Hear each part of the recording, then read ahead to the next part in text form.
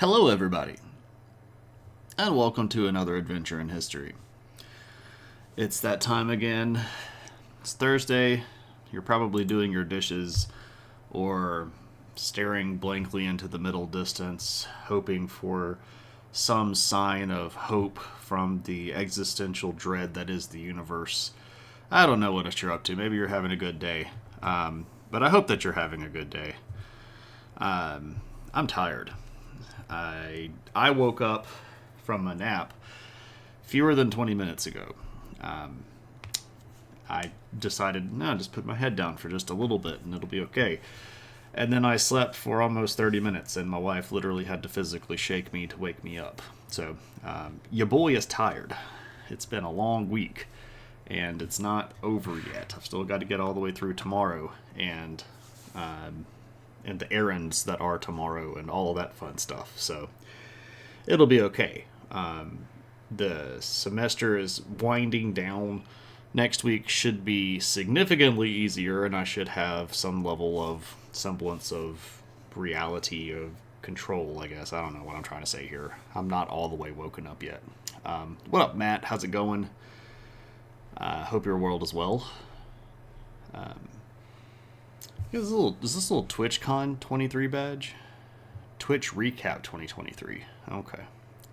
I saw the little badge that you had beside your name, and I didn't recognize it. So, how is everybody? How are you all? How are things? How is stuff? Hope you're doing well. I see some people lurking around in chat. It's been a while since I've seen some people, but hey, you people that I haven't seen in forever. I hope you're doing well. Let's see what else we got.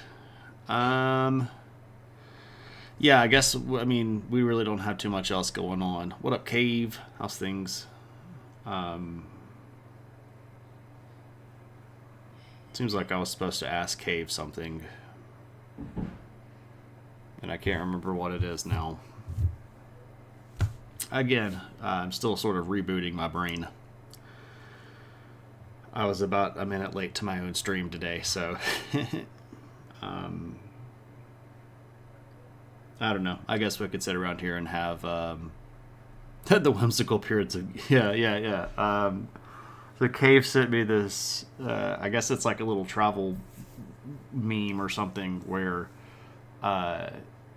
people are standing like at the side of the Pyramid of Giza, and it's talking about how whimsical they are, and I'm like, pyramids aren't really full of whimsy. They're more like awe-inspiring or impressive or immersive.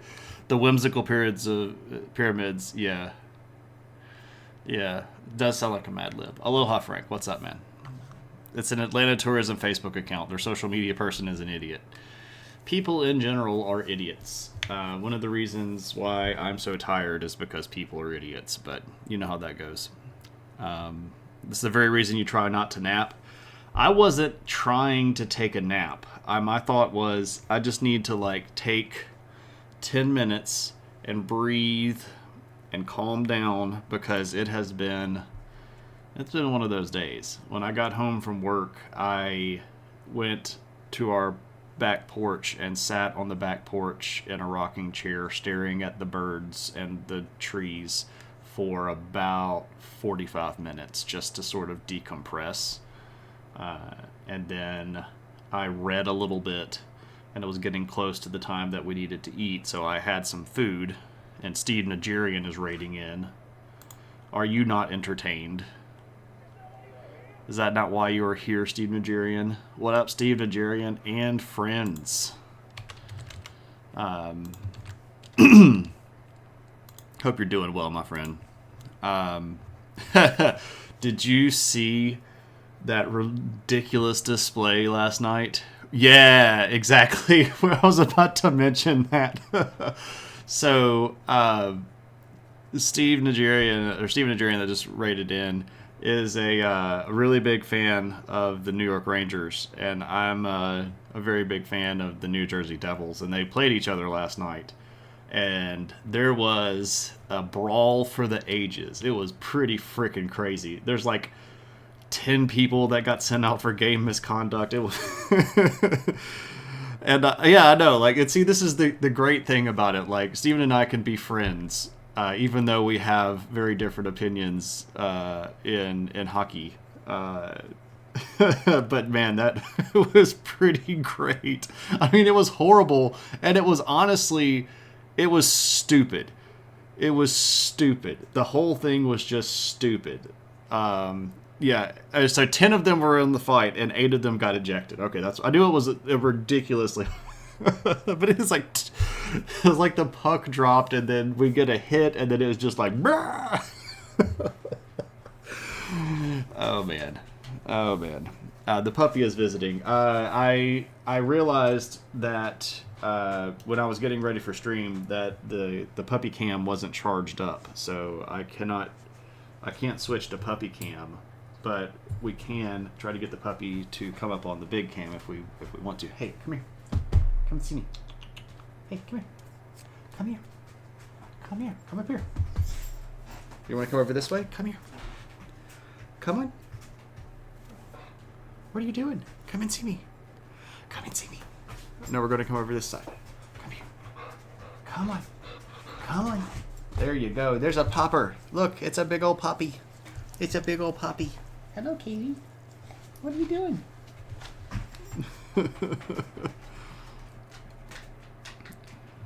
Yeah. I don't pay you $0 for you not to have your puppy cam working at all times. Yeah, I know. I forgot to charge it. I left it running Tuesday after I streamed and forgot to turn it off. And when I turned the computer on today, it was like 0%. And I was like, son of a gun.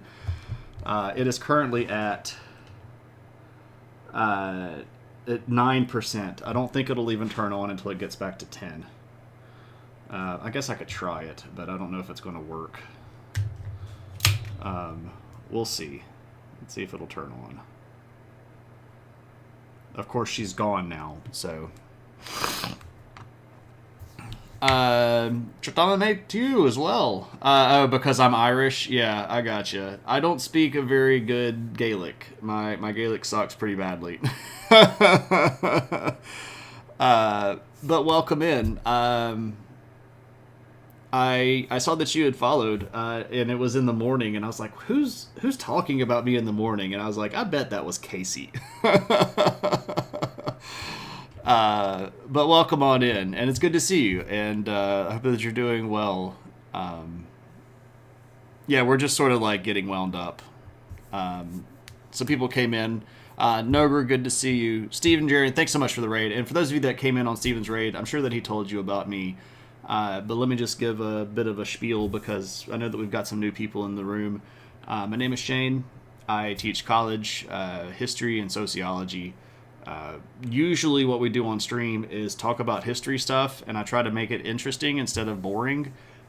We try to talk about cool stuff that people don't really pay too much attention to, and we try to get to like the true concept of world history, where we're literally talking about all of the stuff that's going on. And I talk a lot with my hands, as you might be able to see. I'll put them down here and talk like I'm an actual person. So, you know, we try to have fun here, and we try to learn, and we try to goof off. I said let's console Shane for last night. Yeah, you know, when your team is literally one rank up in the standings from the worst team ever, it's like, at least we're not as bad as the Blue Jackets, but we're still doing worse than everybody else, including all of the people that are horrible, like the Flyers and the Penguins and all of those people that I don't really care for, right? So, yeah. He could talk with all of his appendages, but luckily we can't see below chest level. Yeah, I've become fairly adept at sign language with my feet. I'm just being sarcastic at this point. Not your year. Surprise, surprise, you can't win games if you have crap goaltending. Yeah, I know. I said that like the first... We started... This whole mess with our goaltender started in the playoffs last year, when our starting goaltender got his brain shook and they had to bring in the nobody off the bench who won 2 games against the Rangers, and everybody thought he was going to be the savior of everything. And it turned out he was just crap too, right? So, anyway. Let's talk about history, which is somewhat sad in places, but not nearly as sad as the Devils' point collection for this year. So, anyway. Also, I like watching soccer as well, and my soccer team sucks horribly also. The Chelsea Blues are not doing great at all. Am I sure that I'm not Italian? No, I am not Italian. I might have a little bit. I have like this tiny little bit that's Southern European in my DNA, but I suspect that it's from a known ancestor of mine that was from Spain. I suspect that's where that came from. So, I mean, I know that there was the joke about the hands, right? But yeah, I've done a lot of genealogical research on myself. Rangers making third string goalies look like... Yeah, exactly. Pretty sure Shane is American. I was born here. I do claim this place. I think we could do better, and I think that there are a lot of things that we don't do well, but I do like it. It's a pretty cool place to live, and historically, as a perspective, I know that there have been a lot worse places and a lot worse times to live than right here and right now. So, you know, there we go. I do have the puppy cam working again in case the puppy comes back around, but usually she'll go up front and sleep. Yeah, I do mean soccer. I have a broadly American audience, so I do refer to it as soccer. It is football, but yeah, I'm a Chelsea Blues fan, and they suck horribly this year. Really, really horribly. Tuna, hello. Cliff, what's up? Uncle Bill's coming in. Good to see you, Uncle Bill. I was trying to say hello to everybody, and I just got like... I just can't win sports-wise. Nope. Claudio, what's up, my friend? Merca. Yeah. So we're going to be talking about this place. This is India, right?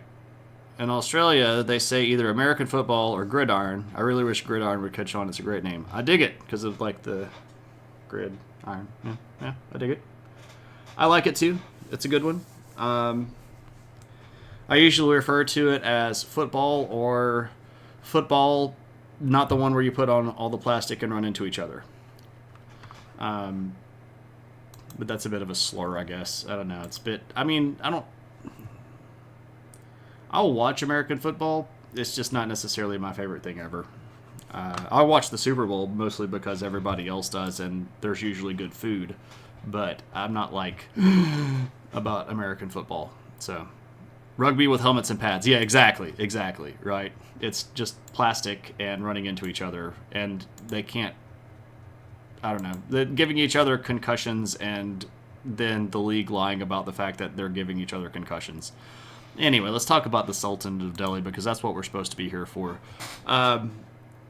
If this is your first time in, here's what we do on Thursday nights. We're basically doing world history in chronological order, and we started all the way back at the beginning of time, and I mean quite literally the beginning of time. We started with what makes a human and not something else, and we continued through there all the way up through civilization and all the fun stuff there and all the BC eras and all the timelines up through there. We did Rome and we did China and we did Persia and all that cool stuff. And now we're in about the 1200s-ish.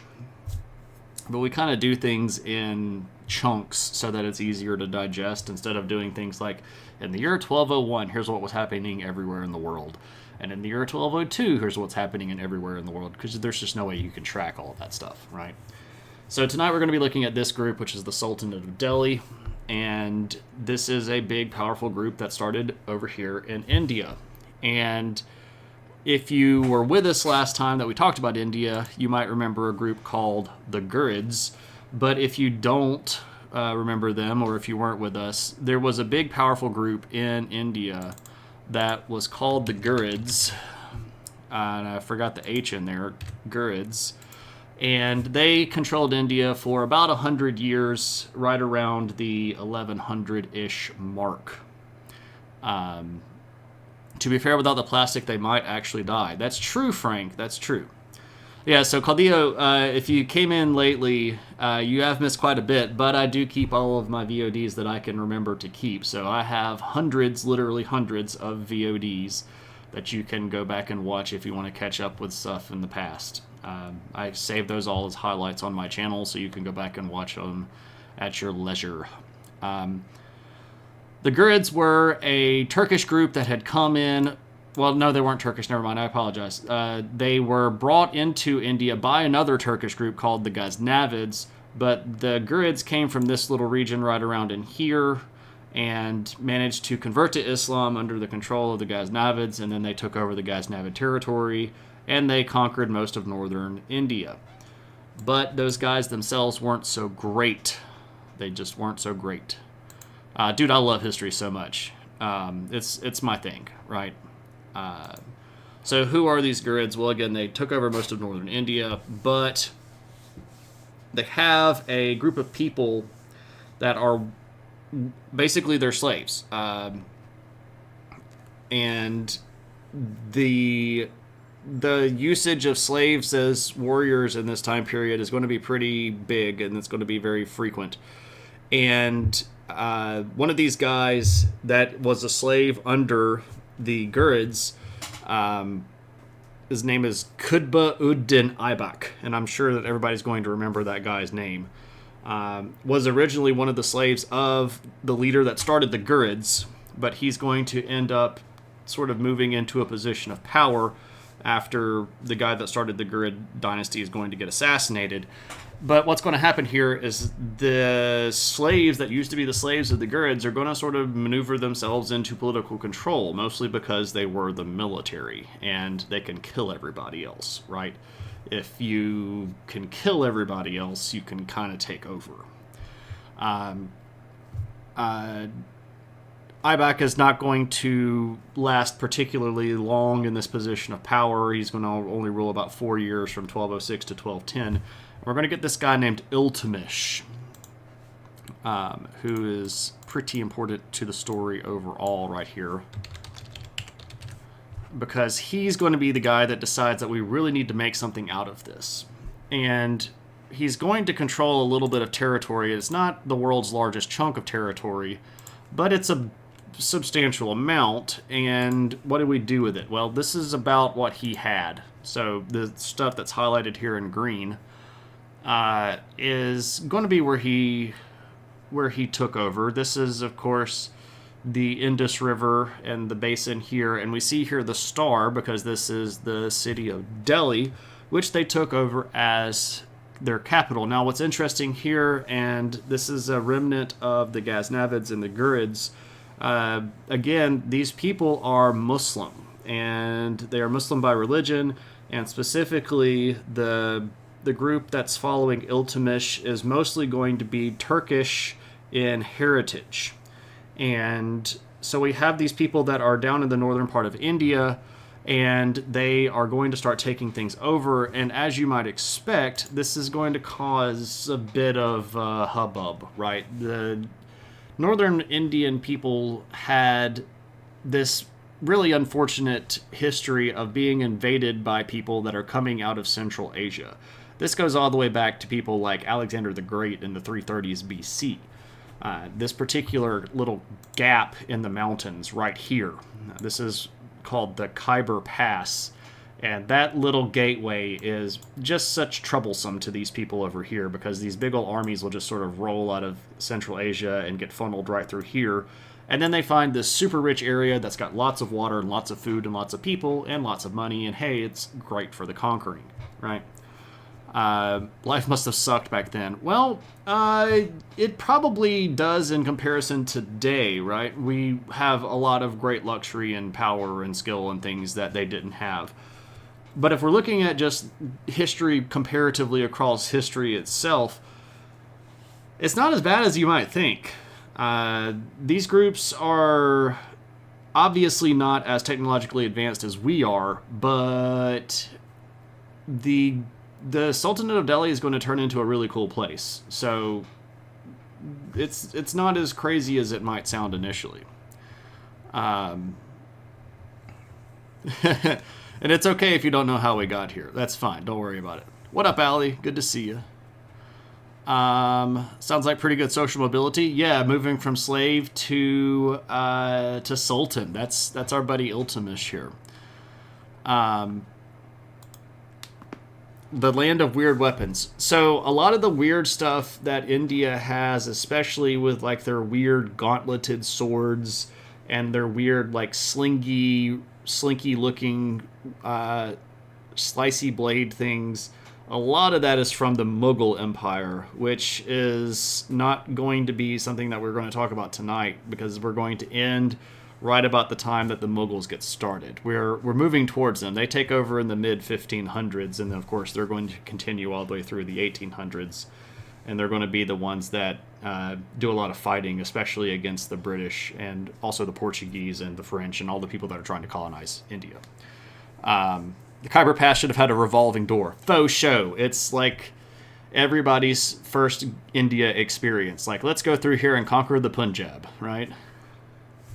Anyway, so Iltutmish is going to take over after our buddy Qutb-ud-Din Aibak takes over, and Iltutmish is going to be the guy that really decides to turn this into an empire that is going to be substantiated and established. And one of the things that he does is actually tries to reach out to other Muslim powers, including the Caliph that's over in the Abbasid territory, and tries to get recognized as the official leader.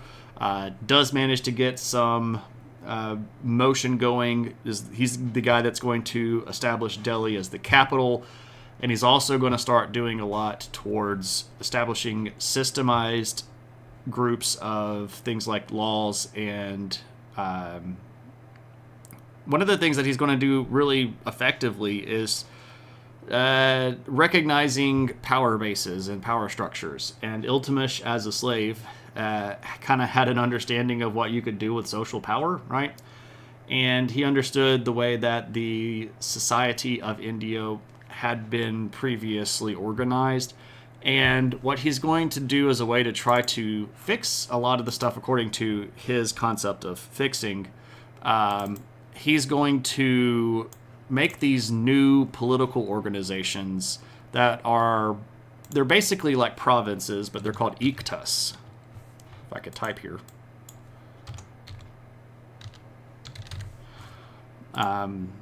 Iqtas. So what up with an iqta? Or what is an iqta? Well, first off, this is a politically designated region. So it's not necessarily a province because most of them are smaller than a province. This would be more like a big estate maybe, or perhaps maybe a city-state. They're all under him. Like they all answer to him. But what happens here is that these are local divisions where the boundary lines are going to be redrawn so as to disrupt the existing Hindu noble power base. So everywhere that used to be considered a contiguous piece of land or a contiguous piece of power is probably going to get shuffled around. And the idea here is we're going to redraw all these boundary lines, and we're going to put our people in charge of these areas. But what's really interesting here is that the way that an iqta works is that the leader put over one of these is going to not really necessarily get paid by the government. They're not going to be in a I don't know, how do we even say this? They're not subsidized by the central authority. They're basically given this territory and they get told, make money off of this land, or make money off of this port city, or make money off of this mine. And whatever you make is yours, and you get to make money off of this. And this is going to, of course, bring very uncomfortable social disruption, because the Hindu nobility that had existed in India prior to this are going to get everything that's big and cool taken away from them. They're also going to have their traditional lands chopped up into pieces, and they're not going to have any sort of recourse for making their own money, because now the guy that the the Sultan put in charge is going to run all of our stuff. So there we go. You're referencing these monstrosities. Khyber Pass copy. Oh, like where they made where the people in India decided that they could sort of retro-engineer guns. The one thing that no one learned from this was how the Turks brought them in the first place. Unless I'm mistaken, the Turks brought them in. Oh, yeah, absolutely. So the Mamluks, as they're going to be referred to, is the first dynasty of the Sultanate of Delhi. And the Mamluks were slaves. So Mamluk is Arabic word for slave, and they were slave soldiers, and they were brought into this region by the Turks in the first place. And then, of course, when they took over, they're going to just sort of squat and take over everything. One thing that you never learned about India was how the Turks... Yeah, okay, so now we're just retyping. That's cool, though. We're trying to fix typos. That's cool. That's all good, man. I got you. Yeah, so they were first part of the Ghaznavids, and then later part of the Ghurids, and specifically part of the Ghurids. So in the 1200s, this is when this is happening. So the Sultanate of Delhi, as we understand it, really kind of gets off the ground in 1211 with the guy Iltutmish. And the first dynasty here of the Mamluks is going to rule for quite some time. They're going to continue on the throne for about 80 or so years after this. And what's really going to happen during this period of time is just consolidation. We're going to take more land. We're going to make sure that we can rule the land that we have by disrupting the existing social order. We're going to establish taxes, and we're going to establish new political leaders. And that's really what you got to do if you're going to take over an area. Because, again, the people that were running the government were ethnic minorities in the region. There was just no way that they're going to have higher levels of population than the native people in India. And that brings with it its whole bag of trouble and problems. And the way that they're going to basically keep the peace is, again, going back to the whole, we can kill you. So, yeah. But the rules of the game say that if you take the throne, you have to hold the throne, right? And the last of the Mamluks is going to end up being assassinated by the first leader of a new group that we're going to call the Khalji. So the Khalji are the second big dynasty that makes up the Sultanate of Delhi. They were originally kind of like mid-level bureaucrats. A lot of these, the people that were in this sort of family group had been in charge of these iqtas that were kind of, again, just like local level power brokers, maybe super powerful mayors, kind of things like that. But the reason they weren't more involved is a little bit of historical difference. So Turkish people lived all over Central Asia and Northern Asia for hundreds and hundreds of years.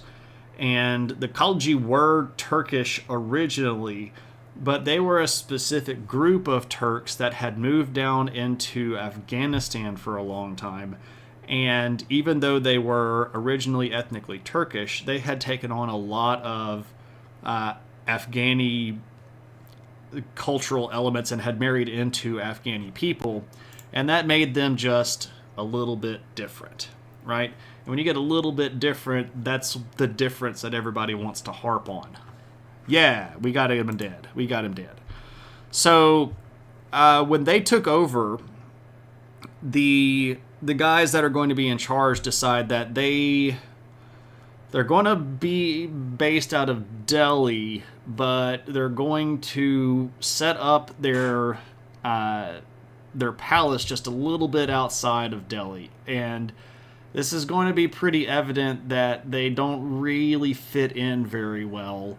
And unfortunately for them, they're going to end up having lots of people revolt against them all the time. Now, some of this is because the Mamluk leadership was gone, and a lot of the native people that were in India prior to the Mamluks taking over and establishing the Sultanate of Delhi see this as an opportunity, right? Like those guys that had taken over are gone.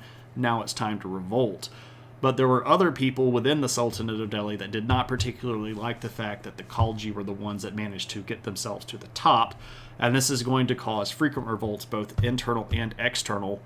And it's even going to cause rifts between the leading families in the Khalji dynasty overall, because they're going to have very different ways of thinking about how to handle what they need to do to put all the revolts down and keep everything in stride and safe.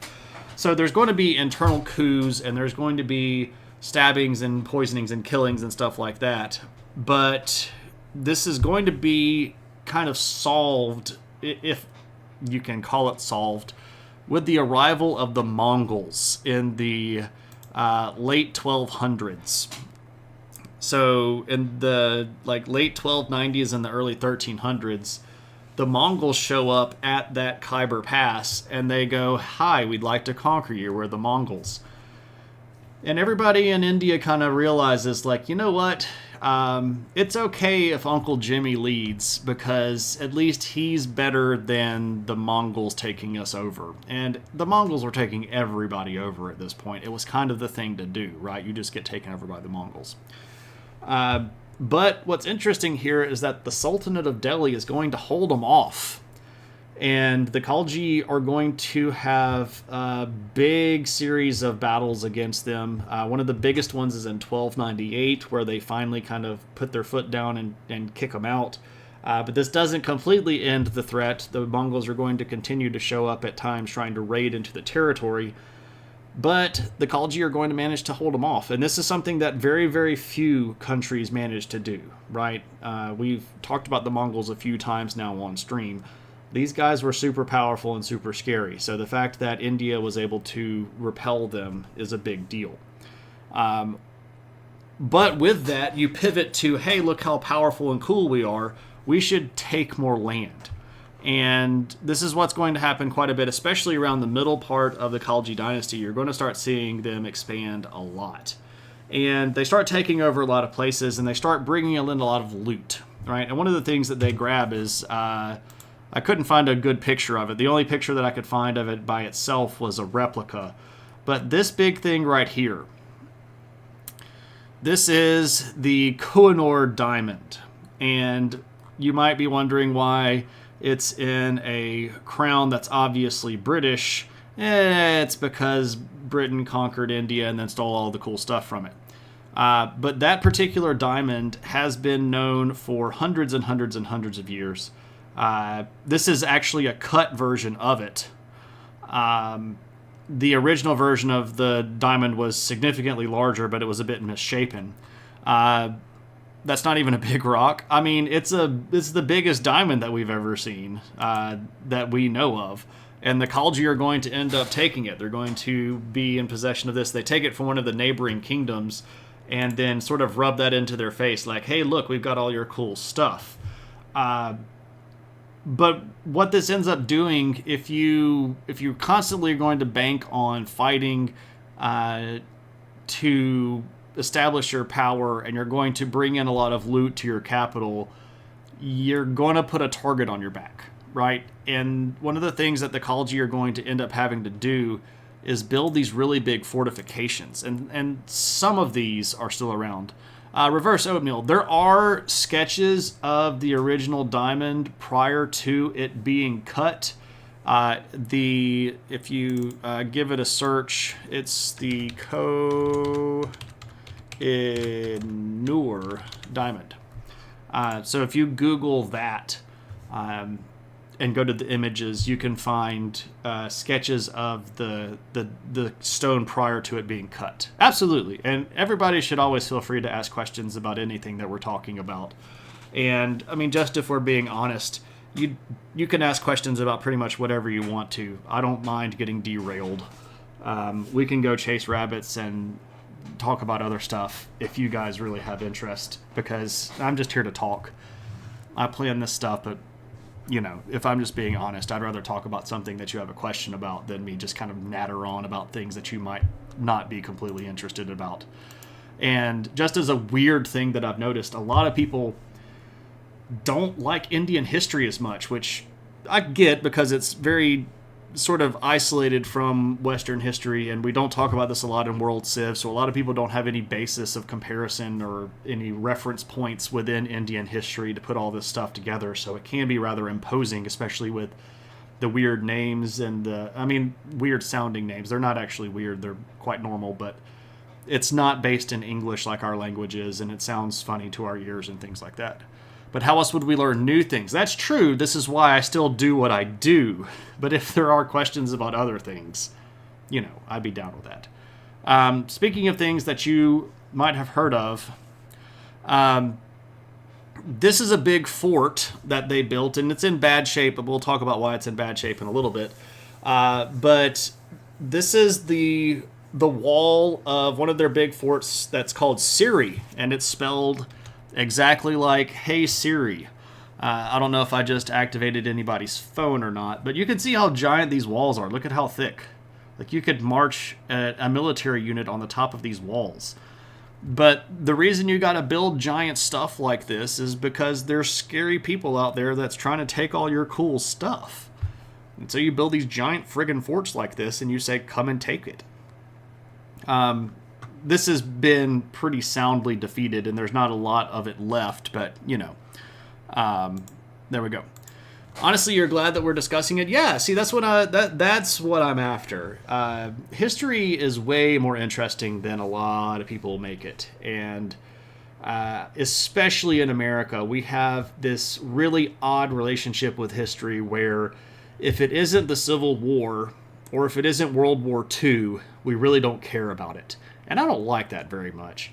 Also, a lot of the history teachers in the United States are coaches, and while I had a couple of coaches that were quite good at what they did, a lot of the coaches, and I would even go so far as to say all of them but one, just weren't good teachers because they were much more focused on sports than they were teaching.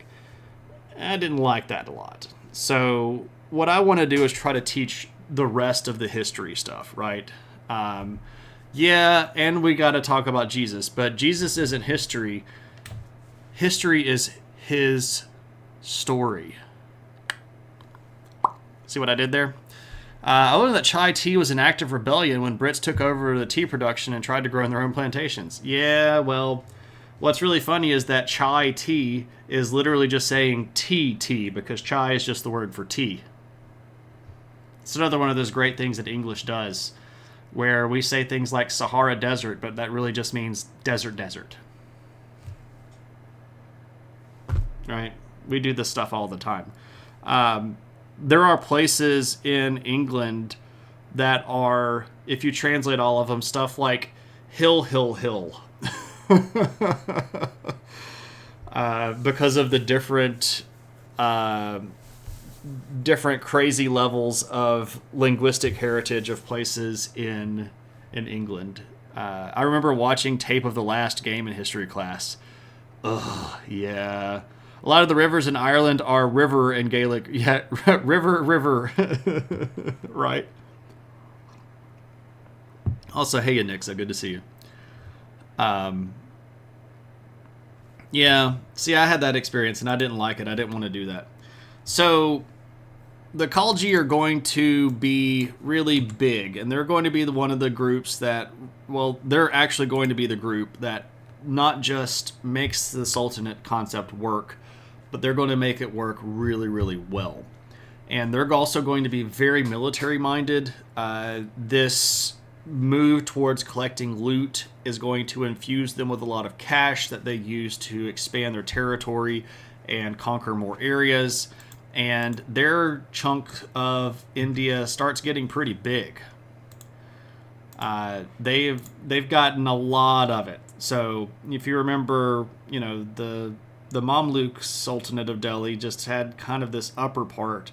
The Khalji are going to make a big jump. And geographically speaking, what they accomplished here is really, really impressive because the geography of India is what causes most of the political units to fail.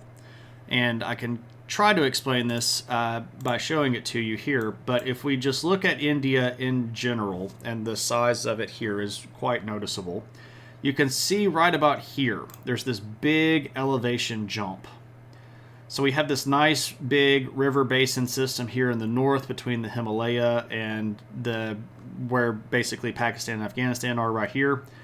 Nice big flowing rivery places, lots of good farmland, etc. And then there's this big imposing plateau right here. And this is referred to as the Deccan Plateau. It's very rugged and it's hard to move your armies around on this. If we start zooming in and kind of looking at this stuff, you can see that it's not flat, even though it is a plateau. It's got a lot of just really crazy levels of river systems. The mountains are very rugged. The passes are very few. And the mountain ranges themselves don't necessarily line up in a nice way where you get really good routes that move through them. So getting your army into the Deccan Plateau and doing anything with it is really, really hard.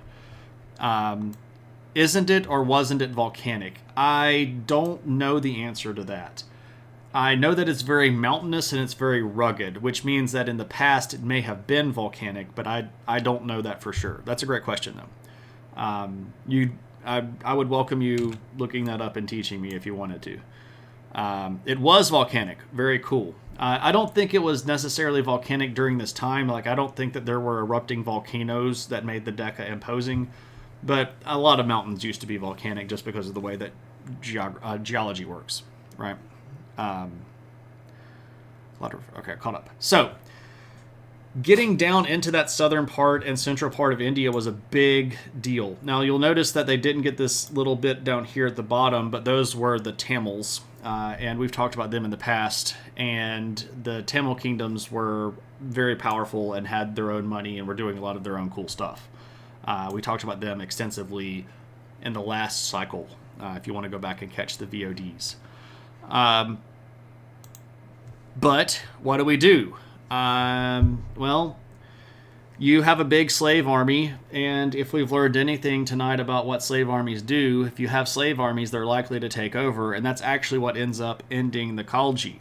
One of their slaves, who's a Hindu. This is a really fascinating little part here. A Hindu. This guy's name is Khusru Khan, which is kind of crazy because Khusru is a Persian name. And here we see it being held by an Indian Hindu guy. So this is just showing you here that we have this mishmash and hodgepodge of cultural identities that are all sort of being mushed together under these people. So this guy named Khusru Khan is going to end up taking over, but all of the Muslim generals are going to get together and bring up their own military and overthrow this guy. And they're going to elevate one of their own as the new leader of a new ruling dynasty, which is going to be the Tughlaq, which is everybody's favorite group. Tughlaq. Let's see. Like a millions of years ago. Okay, cool. Like the Cumberland Plateau of southeastern Kentucky, everything about it feels like mountain travel. Interesting. Okay, so Matt found it. We can go to the web here. This is the Deccan Traps. Deccan Traps is a large igneous province of western central India. It's one of the largest volcanic features on Earth. Interesting. Like a large shield volcano. Oh, cool. Wait. So is this like one particular location? It consists of numerous layers of flood basalt together that are more than 2,000 meters thick. 500,000 square... Ooh, that's crazy big. Originally, the Deccan Traps may have covered... what is that? 1,500,000 square kilometers, which is correspondingly large original volume. This volume overlies the Archean Age Indian Shield, which is likely the lithology the province passed through during eruption. Gotcha.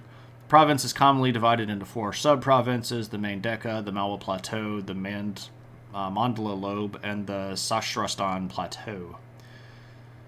Interesting.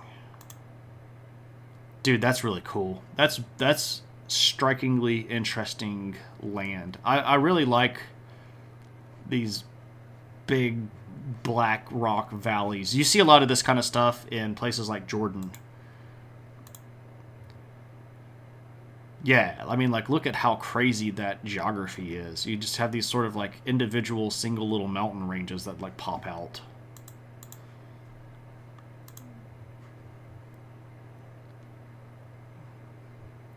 Alright, so this big thing right here is, like, the really, really rough part of it.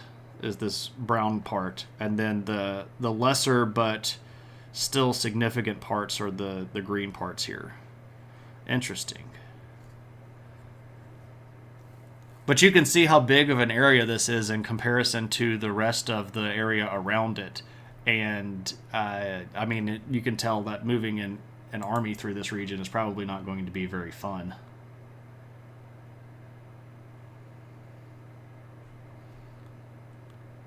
This is like a dead dinosaur. Oh, man, that's horrible. Anyway, thank you, Matt. I appreciate that.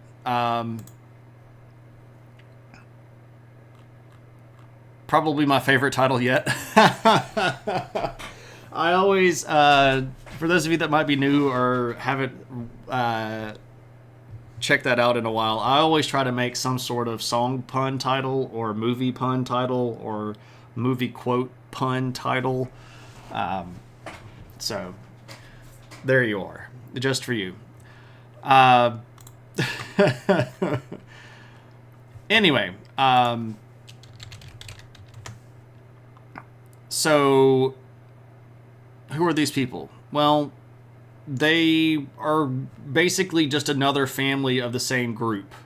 They're still Muslim, and they're still related to the original guys that set up the Khalji dynasty, more or less. But the guy that set this thing up was a guy named Ghazi Malik, but we don't really need to worry about all that stuff. He ended up changing his name and all that fun stuff. He changes his name to Tughlaq, which is where we get the dynasty's name from. Anyway, also welcome, Steve. So, we got a lot of people moving around, a lot of stuff going on, but what do we do with this stuff? Well, basically they continue the expansion. They're going to keep conquering stuff and keep conquering stuff, and they're also going to continue the practice of building these really gigantic fortifications. And when I say big fortifications, I don't even really need to explain how big. I can show you how big.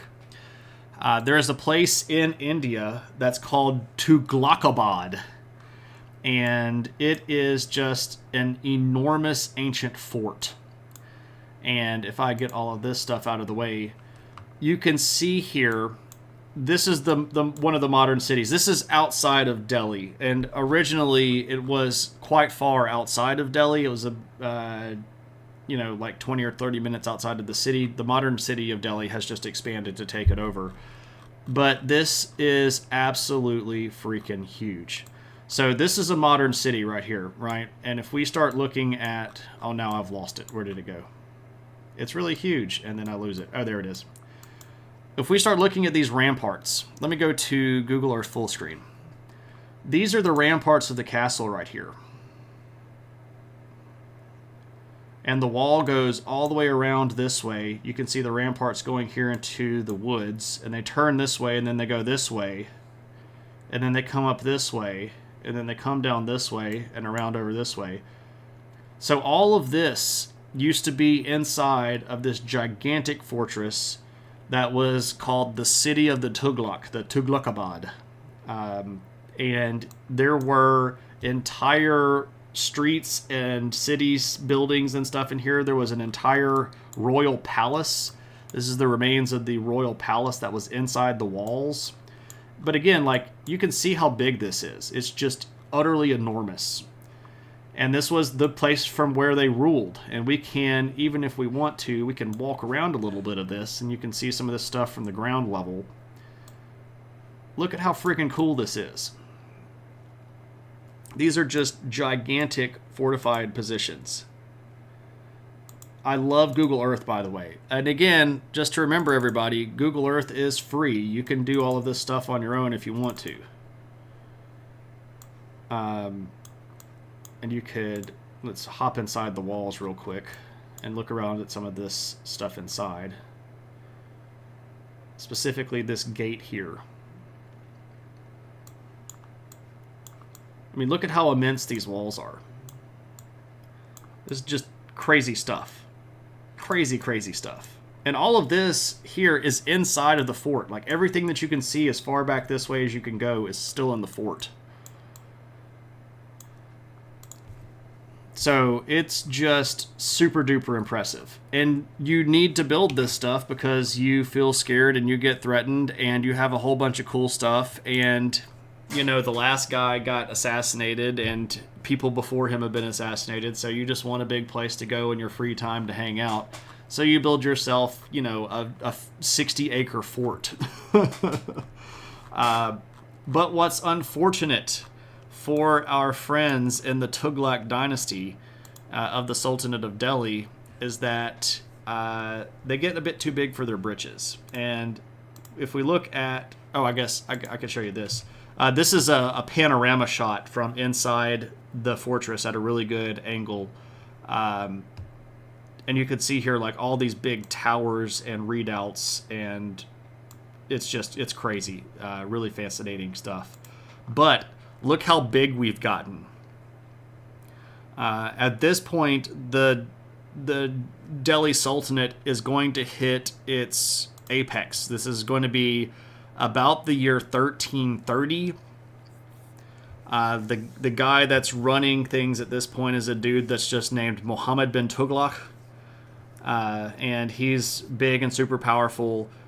This is going to be the height of the Delhi Sultanate forever. So this is the maximum amount of land that they'd ever control, but it's almost all of India, right? There's a region right here which is Kalinga territory. If you know anything about Indian history, the Kalinga were notoriously resistant to outside control, and then you have the Tamil territories down here at the south, but everything else in India is under our control. This is the most together that India had been in over 1,000 years. You have to go all the way back to BC era India to find a state that managed to put this much of India together.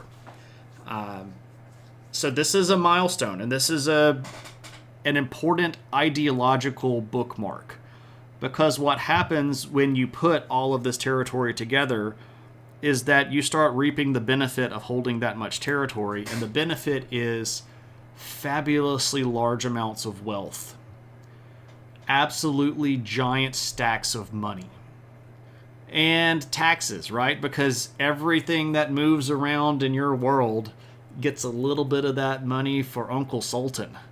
And oh boy, do they have giant piles of money. How else do you think they built a fortress that big, right?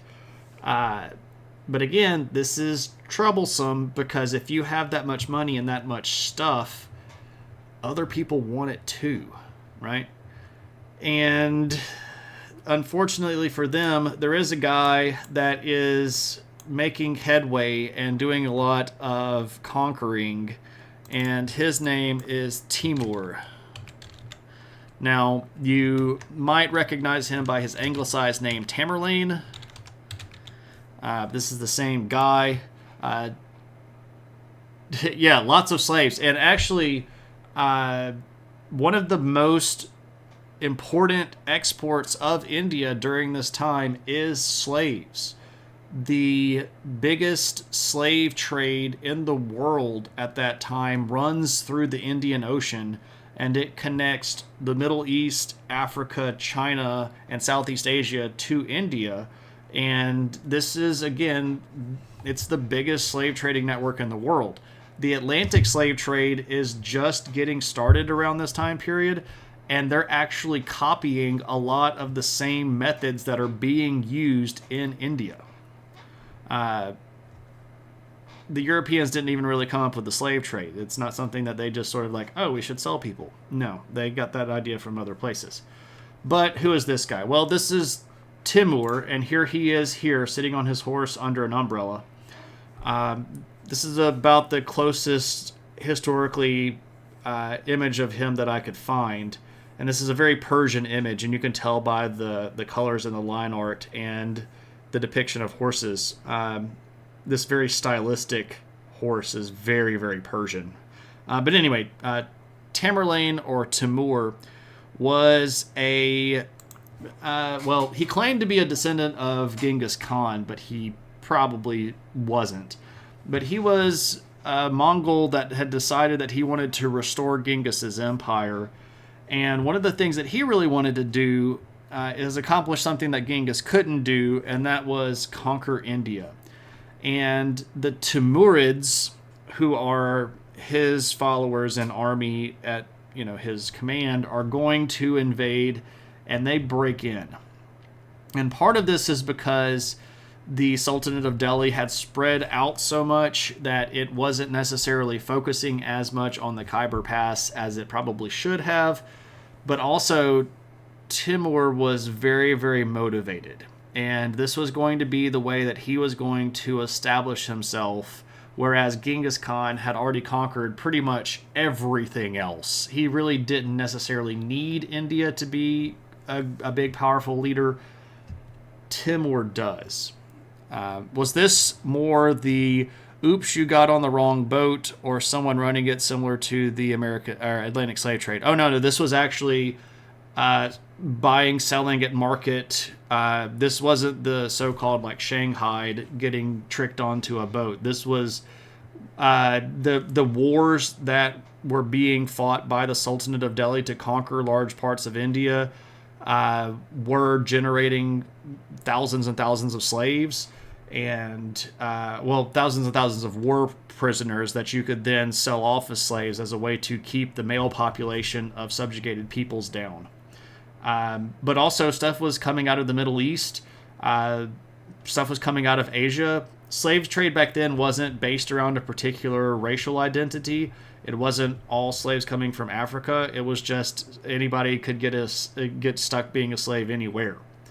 It didn't particularly really matter. But again, this is in the 1300s, so this is hundreds of years before, and I don't even know why I said that the Atlantic slave trade was starting up at this point. I guess in my brain, I was thinking about the Sultanate of Delhi at its end, which was in the 1520s, whereas we're actually talking about the Sultanate of Delhi under the Tughlaq dynasty, which is not going to be even close to that. It's going to end here in the 1300s, but I guess I'm spoiling anything.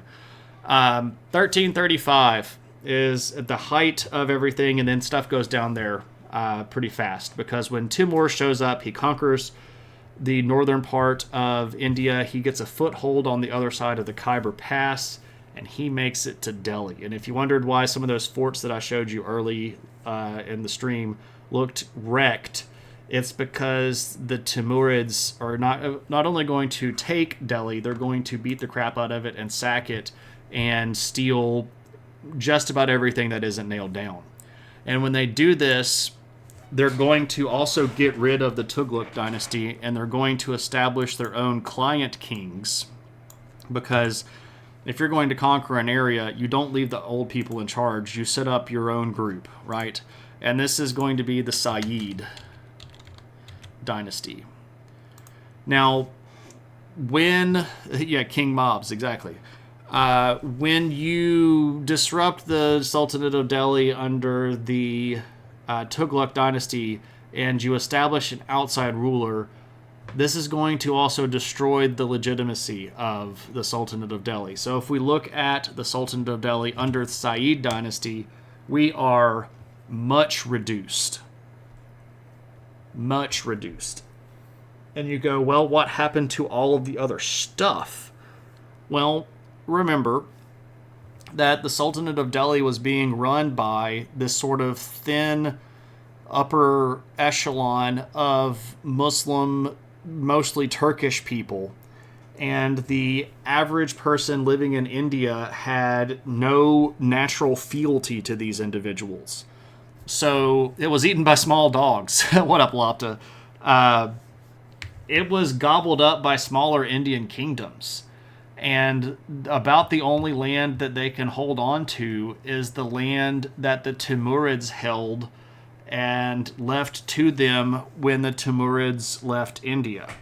And the Timurids don't last very long. After Tamerlane dies, his sons try to hold things together, but it doesn't even make it all the way out of his son's role before things start falling apart for them.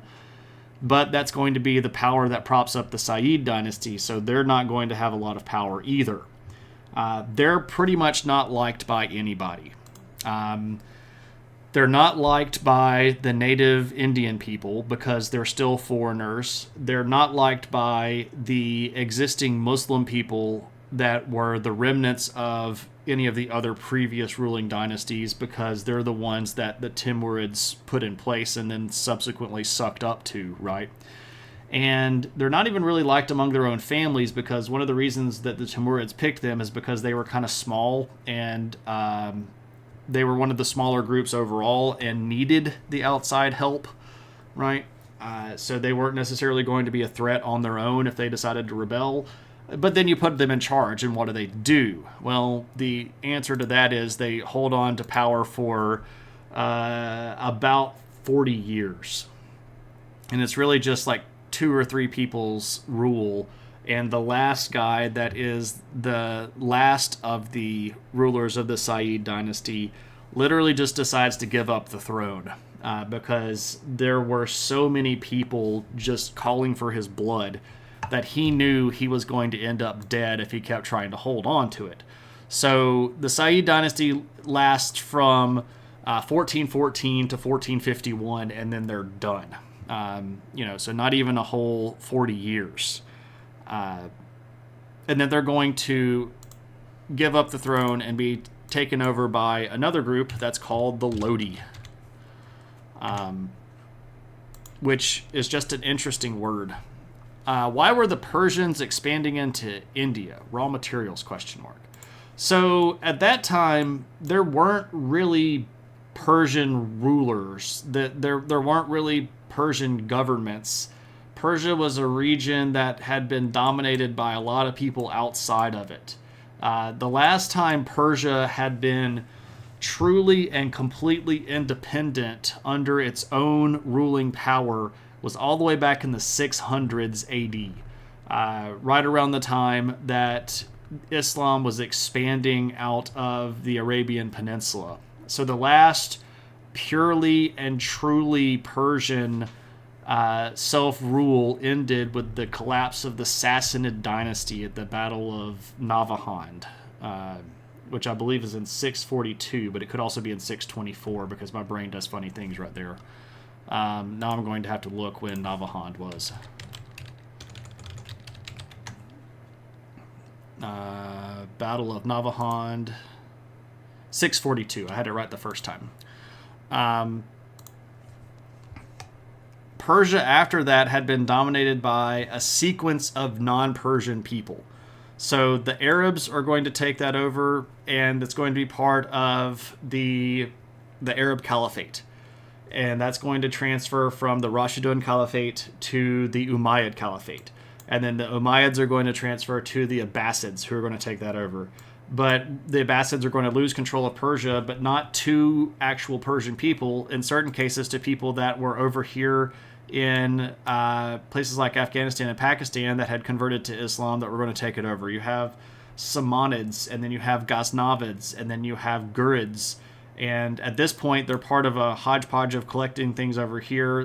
There's the Khwarezmians. There's just a whole bunch of people that weren't Persian ruling in Persia. Persia doesn't really get completely independent and run by Persia again. Probably until the 1900s. No, you're fine. You're fine. I just go off on tangents because that was a good question. The reason you want India is because of the money and the power. It's geographically located to be between the big empires over here in Africa and Asia, the big empires over here in Asia. The Indian Ocean, again, was the center of all trade, not all trade, but like the vast majority of trade. And I wasn't trying to make you feel bad either. My brain just goes off on weird little angles, and I have to start filing through all of the random knowledge that I have in my brain. But people that were dominating this region wanted India because of the trade options and the money options and the natural resources. Sure. There were two big conduits of trade. The Silk Road, of course, was still going very strong here, but that's over land and it's moving around Central Asia. And because these people here in Central Asia know so much about trade because they're experiencing it on a daily basis, they want all of the trade. And the trade had shifted a little bit from overland along the Silk Road here to the what's called sometimes the Maritime Silk Road or the Naval Silk Road, which was moving along mostly ports here along the coastline. And if you want some trade and you want to control all trade, well, you got to get down in here in India to take over this region right here, especially on these coasts, and especially this coast. This is where a lot of the really big trade cities are going to be. What up, Breathius? And the crazy thing about me trying to explain all of this is that it's all going on in my head, and I don't really always know how to make the best sense out of it. So if I need to clarify any of that stuff, or if I can back up and explain some of that stuff a little bit more, or if I didn't answer your question, please feel free to clarify, restate, get back at me. Red string brain. It's more like somebody shot a filing cabinet full of postcards, or like little note cards with a grenade launcher. And the grenade was my question, and when it hit the filing cabinet, the answers just exploded and went everywhere. So now I have to put it all together, right? Mustafa, welcome in. Hello, how are you? I have the brain from that weird movie Dreamcatcher, kind of, but without the potential alien crossover, right? You've always been curious about India's history, neglected it so far in your historical travels. Read about this one advisor dude that has been pretty subtly poisoning his lord to make him immune, who caught crap when his lord's wife died and wanted to taste of the food and dinner and died. Oh! I don't know that story particularly, but it does sound like absolutely something that would be happening in India. I'm glad that you're good. I'm from the States. I'm from the southeast part of the States.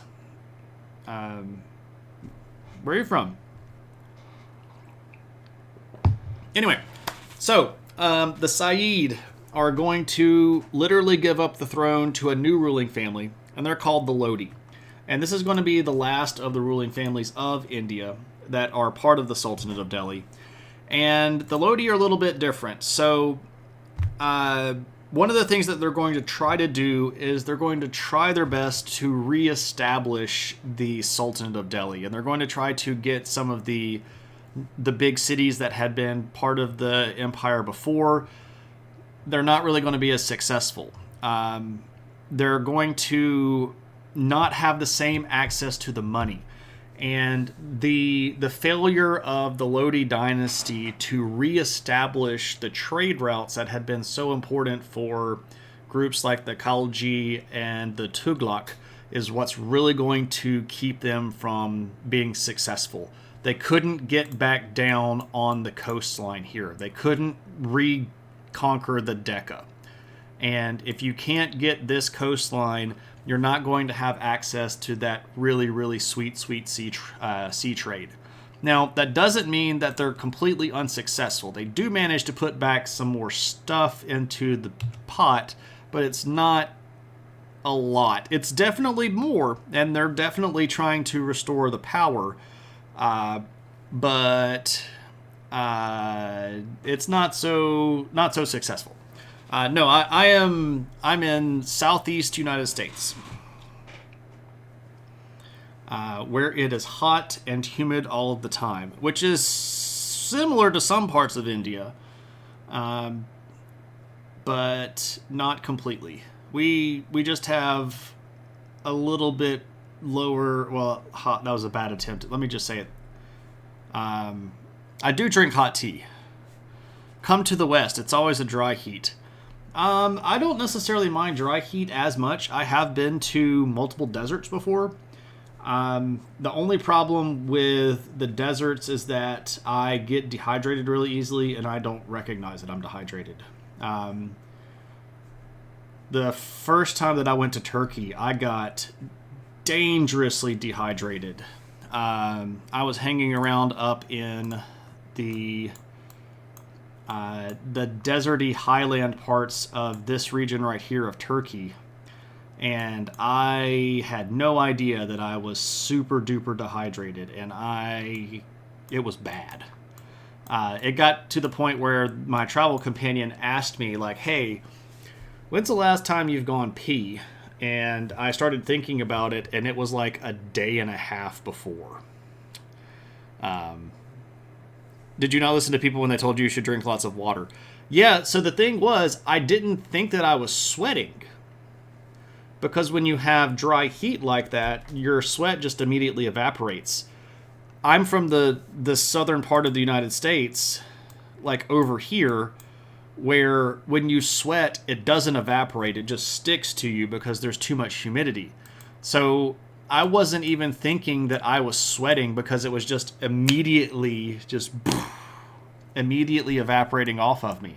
And the wind was nice, and it wasn't actually that hot because my body had acclimated to the fact that it was like 95, but there was a pleasant breeze, and I was on top of mountains, and it was beautiful, and I was dehydrated. Badly dehydrated. I have some pictures from that trip if anybody... Well, I don't know. I don't know if you all care. Anyway, sweat and evaporation makes it so it isn't terrible at 100 degrees, but yeah, it's all about the hydration. Alapta, I'm glad that I didn't die too. I wasn't willingly dying of thirst. I was inadvertently dying of thirst. Inadvertently. Anyway, the Lodi aren't going to be able to successfully put the trade routes back together. They're going to reconquer some land, but they're not going to be able to get it all the way back together.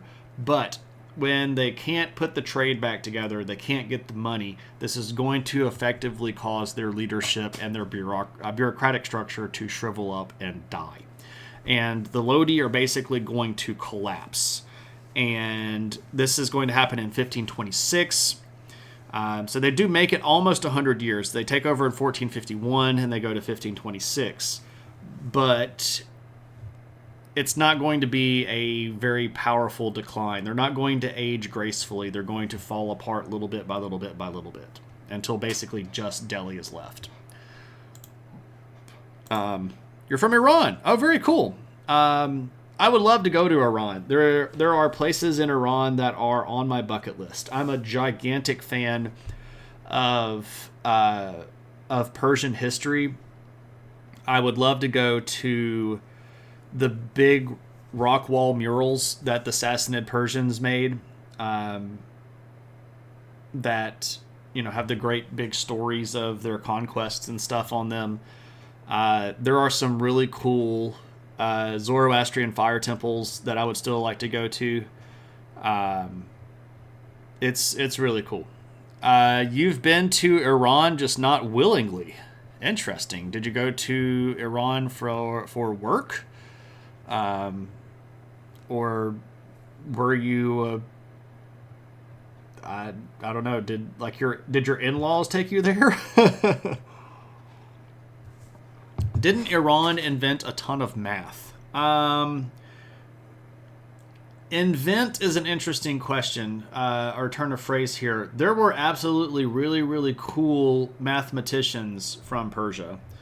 The invention of math stuff is going to have a little bit of an interesting history, and it really depends on what specifically part that you're talking about. some of the stuff that comes out of the Middle East that might get attributed to Persian mathematicians might have been Persian people at the University of Baghdad, especially under the early Abbasid Caliphate. Baghdad was the best university on earth at that point. Under the Abbasids, this is around the years like 900 to 1000, maybe to 1100 or so. It's around the golden age of the Abbasid Caliphate, it's around 1000 to 1100. But a lot of the stuff that we think of when we think of mathematics being invented comes from India. And it made its way into Persia via India.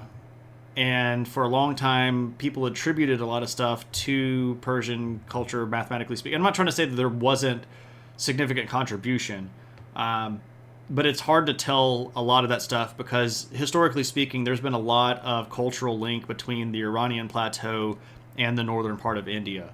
And this goes all the way back to Bronze Age stuff. We can see people like the Elamites who would have been in this region right here of modern-day Iran, and they're trading with people in this part of India, the Harappan people. So there's been a link going all the way back like 3000 BC between Iran and India. So there's a lot of cultural exchange going on there.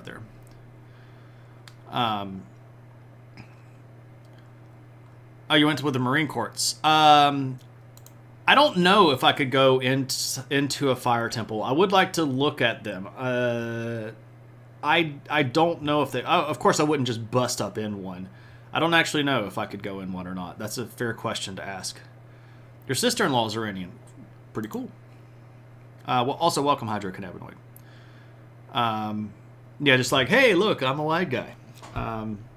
There is a Zoroastrian fire temple in Texas, which is about 10 or 12 hours from me by car.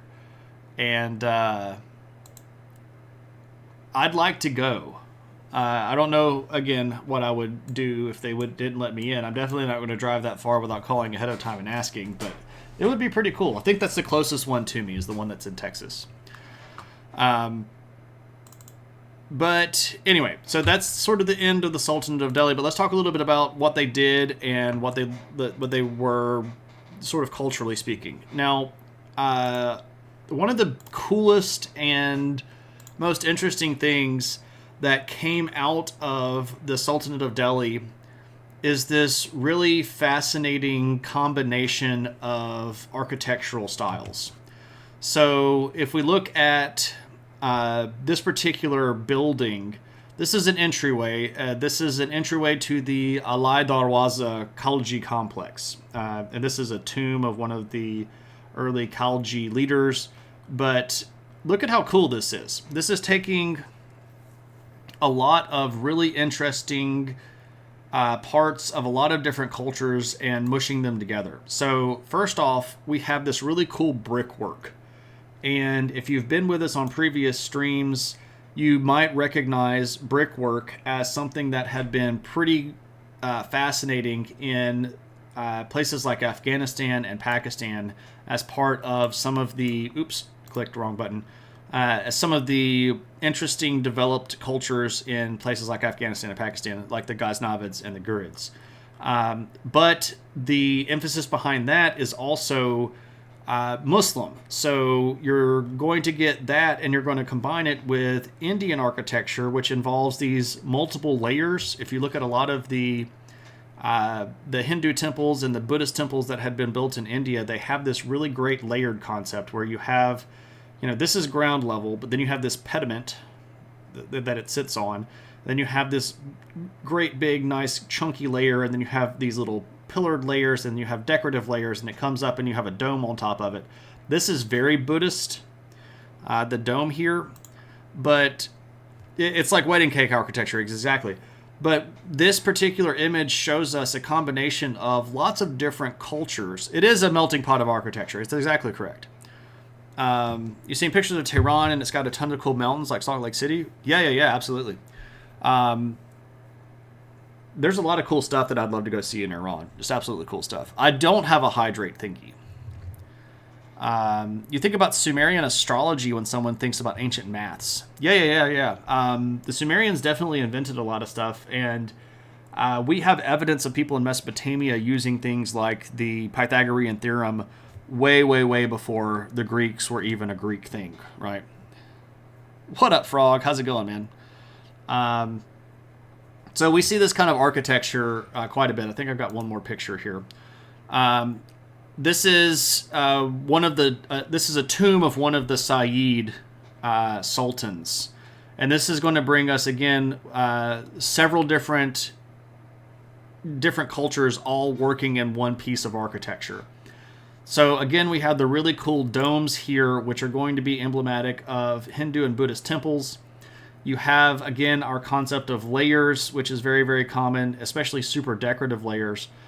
But down here, this sort of octagonal portico thing that we're looking at is very Muslim.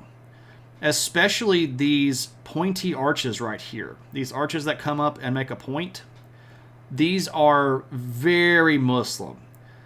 But the stuff just above it, this is very old Hindu, and this is Buddhist. So a lot of this stuff that's happening with our Sultanate of Delhi is going to be this mush.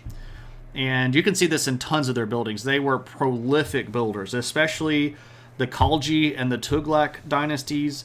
They're going to build just gaboodles of things, and you can look up a ton of stuff. Is there Roman influence at all? Not per se. And if we were to try to find Roman influence in this, it would be a bit of a nitpicking kind of teasing thing here. If we go all the way back to the earliest Islamic architecture, a lot of the earliest Islamic architecture is based off of Roman architecture. So repeating columns like this, or repeating arches with columns in the middle, that's kind of a Roman thing. But these arches themselves are designed and done in a very Islamic fashion. So can we attribute that to Rome? Maybe, but I don't know if it's necessarily a direct one-to-one. I just think it's friggin' cool, right? It's just really cool stuff. Unfortunately, this is where I ran out of pictures because I was supposed to come home and find more pictures of stuff to show you that would further express Delhi Sultanate culture, but I was dead tired and I had a very rough day and I fell asleep when I was supposed to be doing stream prep stuff, and life happens. But we can talk about some more of this stuff really quickly before we head on out. What's really kind of unique about the Sultanate of Delhi is their approach to religious activity. Previous Muslim rulers in other parts of the world were, just generally speaking, not very tolerant of local religions. If you see Islam expanding into places like Persia, they almost completely wiped out Zoroastrianism. In places in Africa, they're going to wipe out local polytheistic religions. When the Mamluks take over in the beginning of the Sultanate of Delhi, we actually have historical record of them going, maybe we shouldn't try to force everybody in India to convert. And it's pretty obvious that this was a strategic decision of, we are very outnumbered, and if we start trying to persecute them for their religion, we're probably going to die. So there was a concerted, very public notice that even though the Hindu religion should have been a big target for Islamic conversion or persecution, that the government really wasn't going to do very much of that. And for the entire period of the Sultanate of Delhi, we really don't see very much religious persecution going on at all. Now, obviously, there's a preference, and a lot of people do end up converting to Islam for things like political or military or bureaucratic gain. But there's this really interesting balance of religion here. And I find that really important to talk about because we do have periods of time where in India there were Muslim people and Hindu people that were living very peaceably together and happily together. I mean, obviously, if we move past the fact that one group was politically dominating the other, which is not insignificant at all, what we need to do, though, is recognize here that there was an active persecution. And if you know anything about what's going on in India right now, the relationship between Muslim people and Hindu people in India is not pleasant. It's very actively antagonistic, right? See, this is where I usually ask, where did the spaceship land? Oh, yeah, for sure, right? Somewhere over here in this general region. That's where the spaceship landed, right?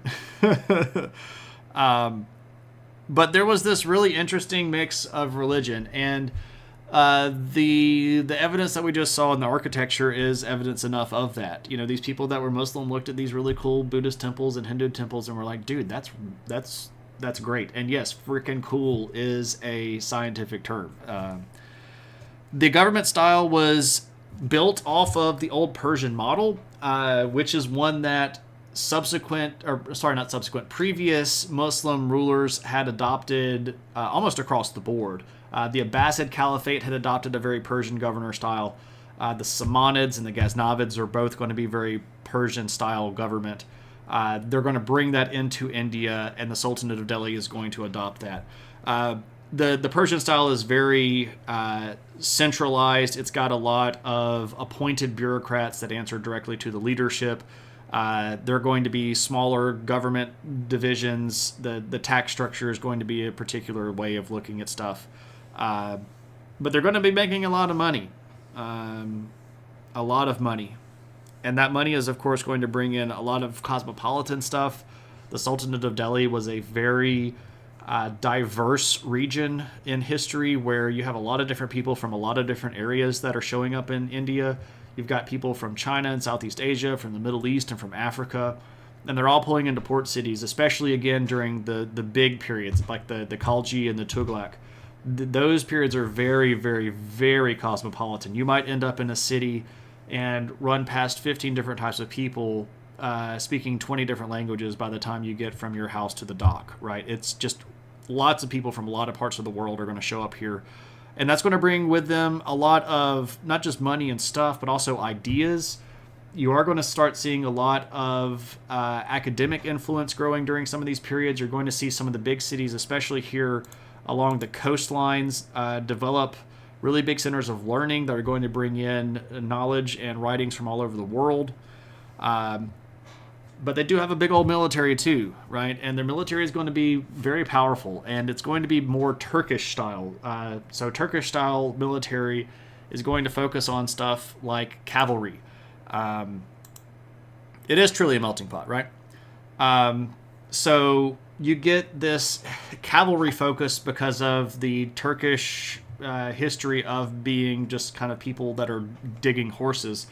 But what's really interesting is that you add heavy cavalry. And here, heavy cavalry doesn't just mean like Persian cataphracts, where you put up a whole bunch of people on really... sorry, not a cataphract. Anyway, elephants. You add elephants to the mix.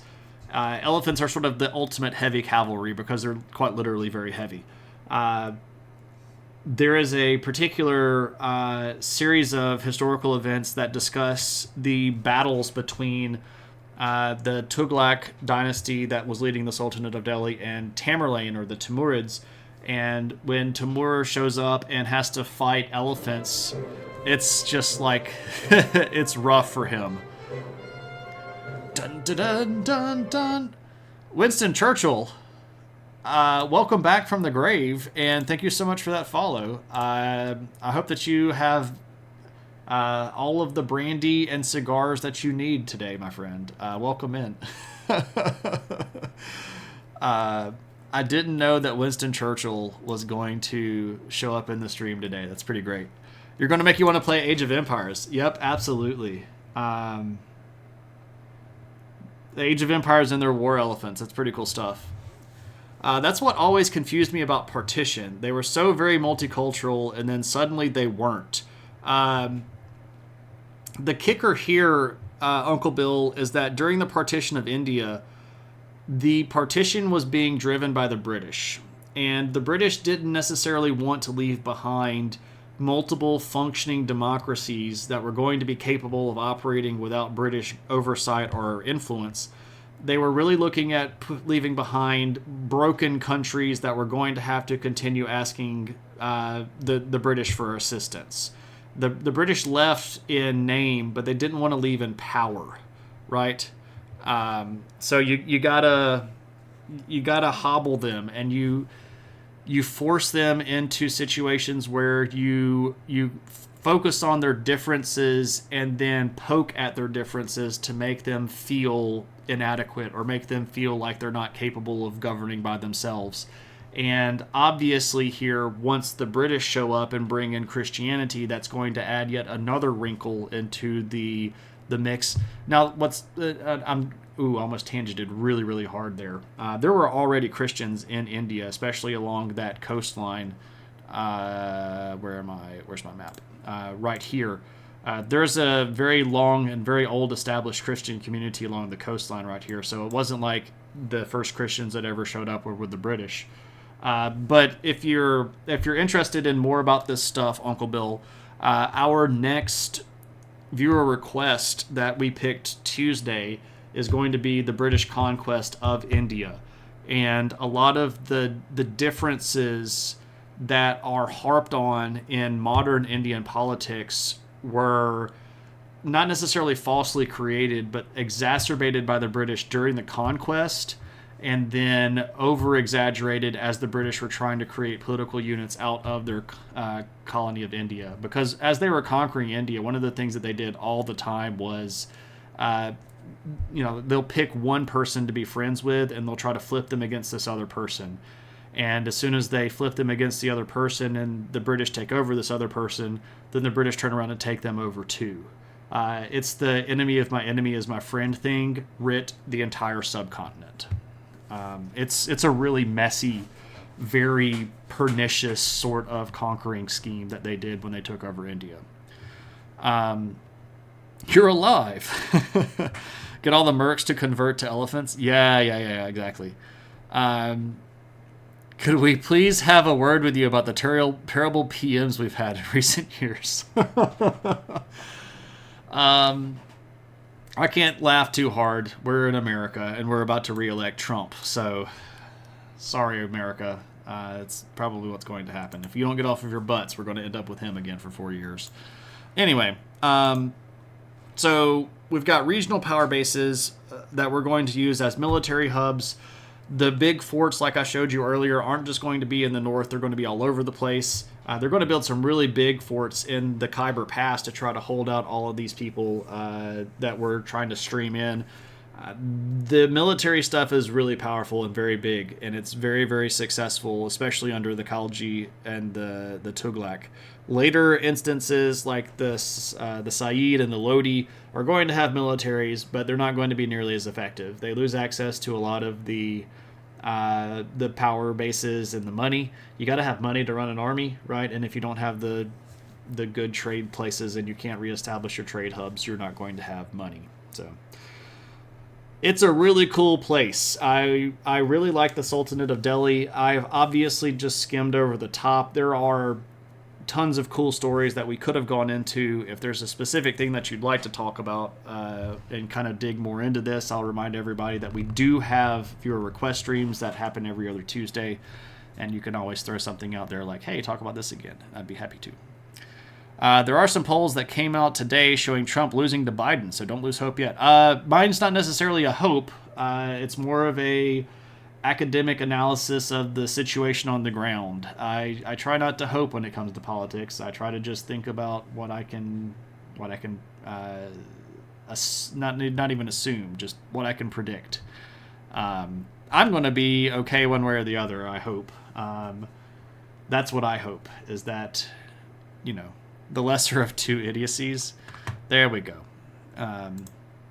Okay, so that's what's up with that. Um, yeah. We'll make it through. We have been through we have been through worse challenges, and we have come out better on the other side of those challenges. Even Trump, with his very real and very serious threat to our way of life in America, is still not the worst thing that we've made it through. Um, if Trump wins presidency again, we're still not going to have a conflict within our own boundaries that kills 100,000 people. It's just not something that we're going to do anymore. Um, we'll make it through. We are tougher. We have good fiber. We have good strong bones, and it's going to hurt and it's going to suck. But we can make it through that and come out the other side better for it, because hopefully this will be the 4 years that wakes everybody up and makes them understand that we can't just cross our fingers and send thoughts and prayers anymore. Sometimes you actually have to roll up your sleeves and do work to get things to change. You're not worried about violence. The other implications are more terrifying. It's going to be tough for a lot of people, and I'm not looking forward to this. Neither am I relishing it, nor do I think that it has to happen. I just think that it likely will. And I don't see anything that's happening right now that's changing my prediction. So, other implications of stuff like what's going to happen to minority communities, what's going to happen to currently oppressed groups, what's going to happen to the international scheme of things when America acts like a jerk face. Again, for 4 years, what happens to NATO if America pulls out of it under Trump? What happens to our allies if we abandon them in the middle of a war like in Ukraine? There's a lot of stuff that could happen that would be really, really bad. I'm not trying to say that it wouldn't be bad. It would suck really, really horribly. And again, I really do not relish the idea of another 4 years of that jerk face. What is in the news, Tuna? What should I talk about?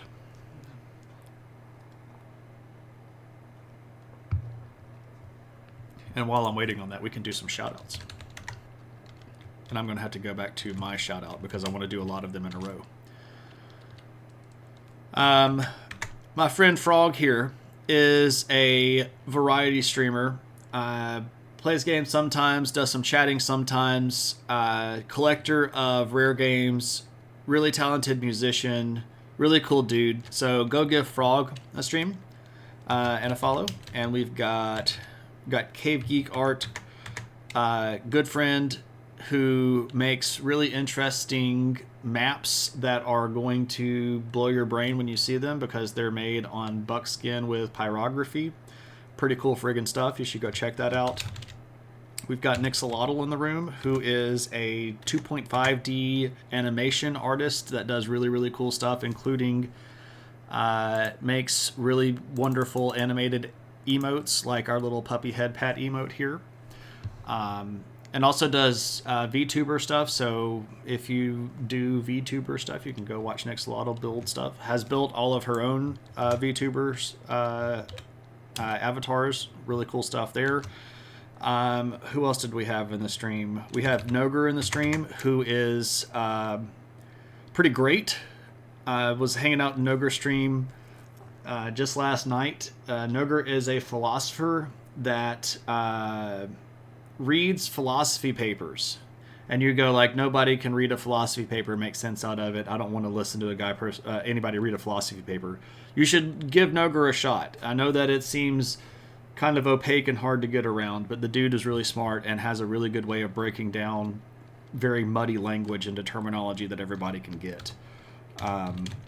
We've got Allie Briggs, who is in the chat room, who is my stream sibling that I would adopt if I were in a position to adopt somebody. Love Allie to death. Artist who did our wonderful Chonky Horse emote. Allie does a lot of fantasy art, character design stuff, dragon stuff. Brittany could put you to work in the garden. Right? We got my homie Steve Sketches in the chat, who is a usually a character design artist, but also does landscape stuff, even though he doesn't particularly care for it very much. Who's probably going to be doing Streamathon tomorrow. You should go check out Doodles for Dollars. You can get him to doodle you something, and he's really good at designing stuff just off the brain. So go hang out for Sketchathon and throw some money at my homie Steve. I gave Steven Nigerian a shout out earlier when he gave a raid, but that guy's really cool. You should go give him a follow too. Who else is in here? I have so many friggin' cool friends that stream, man. It's great. I am blessed with a wealth of amazingly talented and very generous people that I have met here online, and it's cool stuff. I'm very glad of it. All right, let me roll back up here and see if Tunis said something about what I should talk about in the news. Question mark. There's where I started shouting everybody out.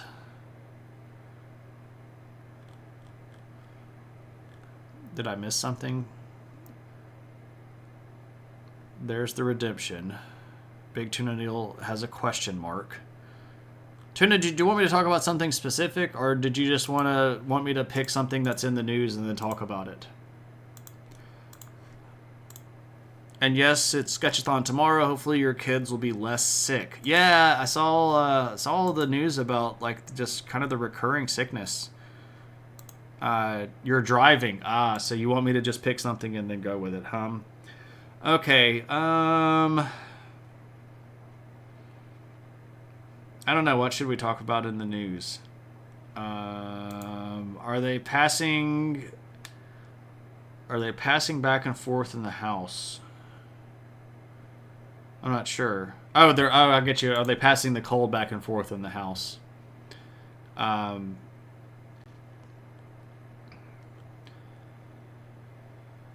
Okay, let's talk about this. This is something that's been in the news lately, and it's kind of interesting, and you probably haven't seen very much about it, but it does have a little bit of international implication here. So if we look at our countries right here, this country right here is Ethiopia. And the country right here that's on what we call the Horn of Africa, this is Somalia.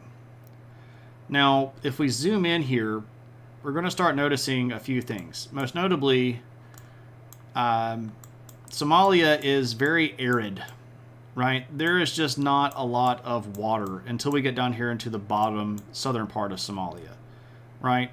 But if you're looking at a lot of this stuff here, it's really, really, really arid. So Somalia doesn't have a lot of water, right? Djibouti, yeah, Djibouti. Also, if we notice here, this border between Somalia and Ethiopia is not settled. It's debated. This is what the red line here means. Now, there is part of Somalia, which is called Somaliland. And Somaliland, let me see if I can get you a map. And we'll go over here to full screen web. Boop. Okay, so here we go. Oop, nope, crap, did it wrong. Nope, go away. Here we go. Okay, so here's Somaliland. I hope everybody can see this. Can everybody see this? Yeah, I think you... Crap, no, go back. Here's Somaliland, and here's Somalia. Now, this part of Somaliland, again, this is very, very arid. It doesn't have a lot of natural resources. And for a long time, this area has not fit in very well and cared very much for the rest of Somalia. So what happened...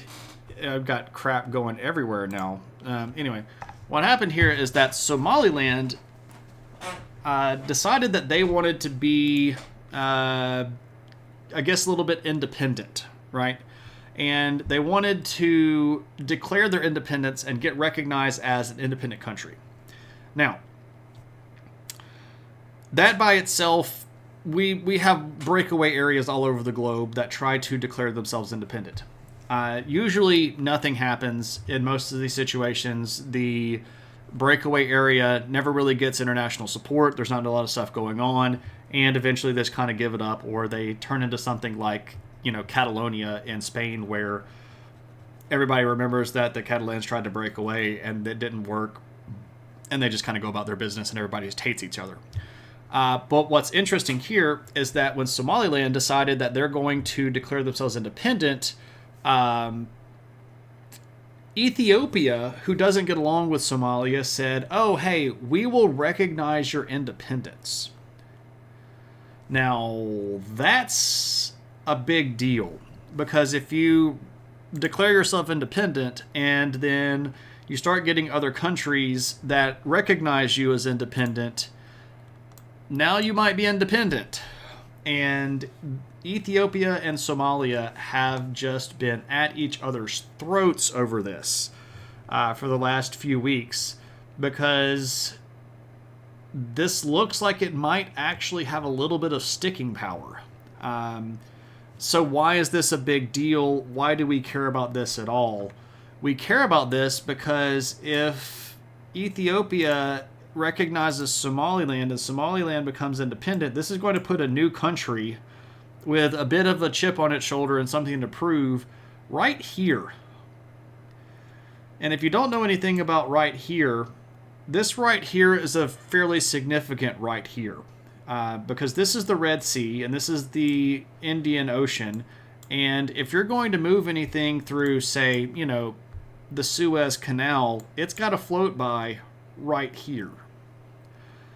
And if you're familiar with what's going on with the Houthi in Yemen, the Houthi are right here.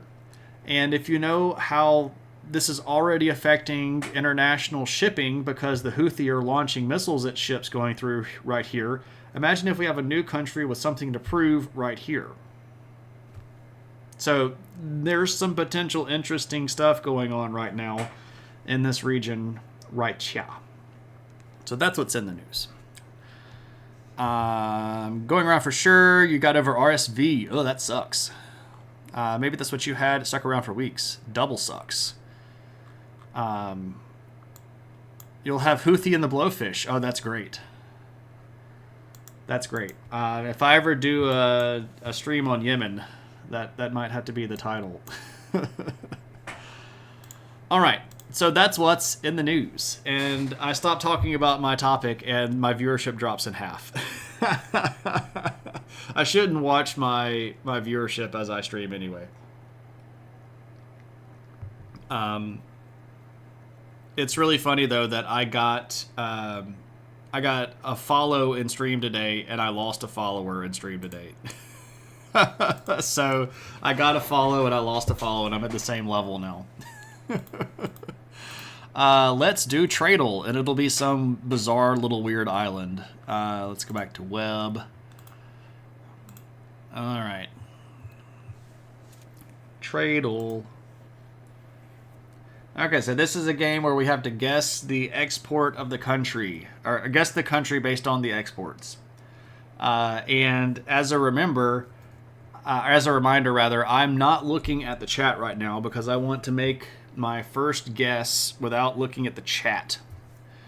So we've got a gross export of 22.9 billion, which is significant. This might be the first sizable country that we've had. Normally we get small islands in the South Pacific and their exports are like 10 million.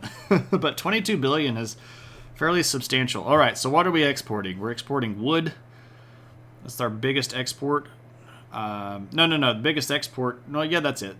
Sawn wood, rough wood, plywood, particle board, fuel wood, carpentry, shaped wood. Okay, so we've got something that is very forested.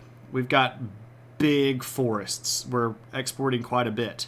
We've also got gas, petroleum, refined petroleum. So we have not just oil, we have refineries, so we're fairly forward in that. Fairly modern.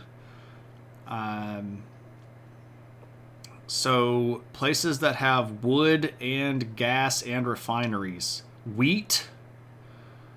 Wheat is an interesting one. What do we got here? Mineral products, machine stuff, broadcast equipment, office parts machines, electrical boards, computers, iron structures, packaged medicaments. So we've got a medical group here.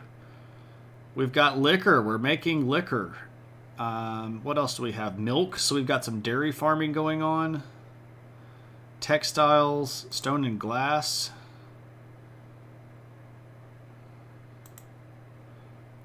Glass fibers, cement articles, brochures, medical instruments. Yeah, so if we've got all of this stuff, rapeseed oil. I'm going to guess this is Canada. I think this is Canada.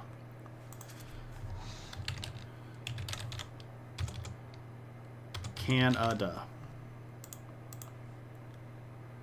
I am way wrong. We are substantially far away from Canada. We're 6,700 kilometers away from Canada. Okay, so I was wrong. We're going to have to be somewhere in Europe for this. Okay, wooded area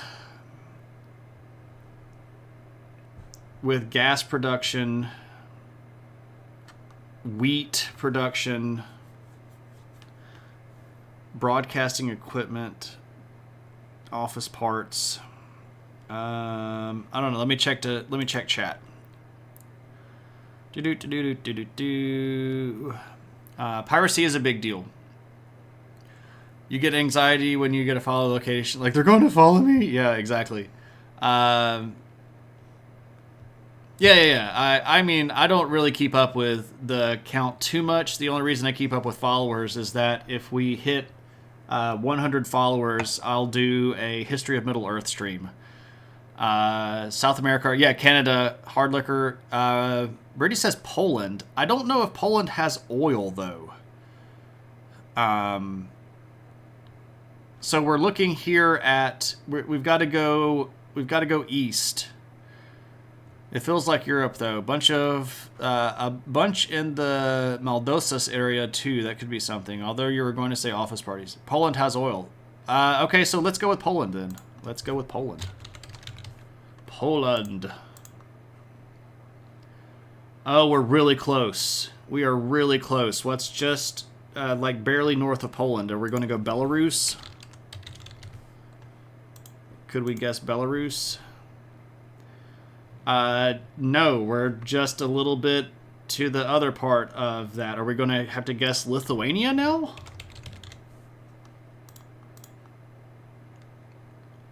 A little bit north of Lithuania.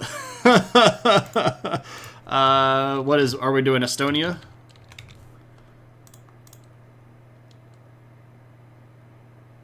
Okay, so what's north of Lithuania but south of Estonia? Kaliningrad? Is it... I mean, Kaliningrad can't be in here, right?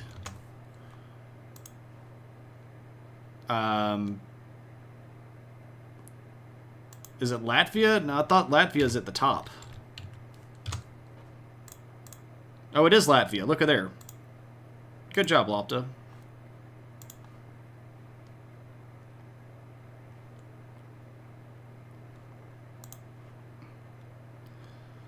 I didn't know that Latvia had that big of an export. That's a bunch of exports for Latvia. Good job, Latvia.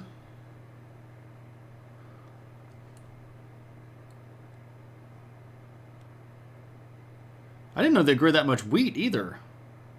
Exporting $1 billion in wheat, that's not nothing. Pretty cool. All right, so there's that. I like Treadle a lot. I should give them a gold star. Yeah, I mean, you all helped me a lot there. I would have never guessed that Poland had the oil, so thanks for that. That got us in the right area. How am I at GeoGuessr? Not as good as a lot of people think that I should be, right? Like, I know that there are some people that do GeoGuessr and they can look at it for like 2 seconds and then pick it within like 100% chance. I'm not so great at GeoGuessr. It's very frustrating for me, and I don't normally play it. The only other game that I played normally I play Wordle every now and then, but there's another version that's called Worldle, and if you want to see me play that, you can redeem the points and we can do Worldle. But otherwise, we could go try to see who's on stream to raid. I hit a bit of a fifth wind, but I do for myself getting a little bit sleepy. But we can go play Worldle. Let me go back over here to the web. And we'll go to Worldle. Oh, hey, look, it's that country we were talking about. So the way this works is you look at the country and then you guess what it is. But everybody knows that this is Iraq. And now we're going to play all the bonus rounds. And we have to guess the countries that it borders. And you don't have to do them in order, but I really like doing them in order. So we're going to start here. And then we're going to go 1, 2, 3, 4, 5, 6, if we can. So that is Syria, and that is Turkey, and that is Kuwait, and that is Iran, and that is Jordan. What are you?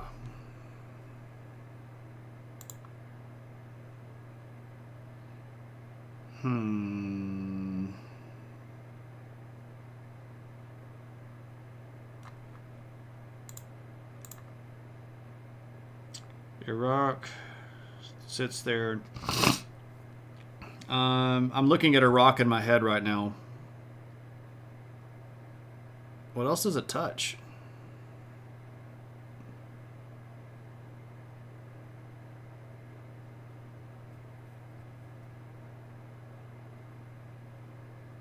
Does Iraq border Armenia? No. What are you, number 6?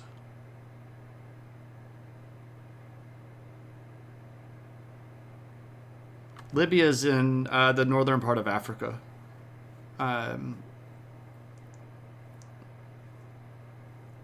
Serbia's in the Balkan Peninsula. What are you?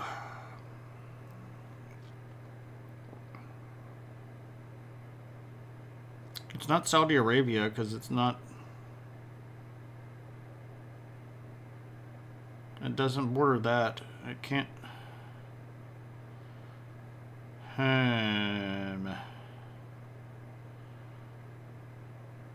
That doesn't look like Azerbaijan. I'm going to guess it, but this is not accurate. Yeah, I didn't think it was.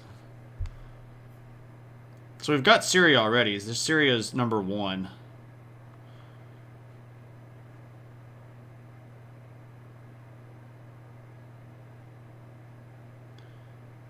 I want to think that's the United Arab Emirates, but I don't think that they actually share a border with the United Arab Emirates. Maybe it's some water? No? Okay, I didn't think so.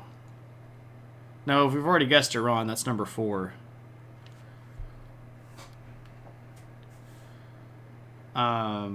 This is blowing my brain up. I don't know what number 6 is. I don't like it when I don't know this stuff.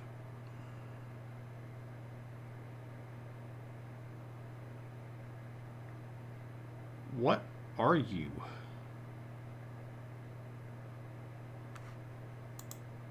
Hit me with it, frog. Turkmenistan? Maybe, but I don't think so. Turkmenistan is a little bit more chunky bread loafy looking. Saudi Arabia. That is Saudi Arabia. Why the frick didn't I guess Saudi Arabia? Idiot.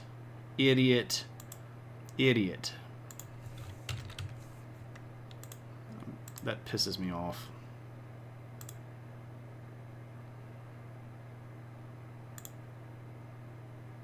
I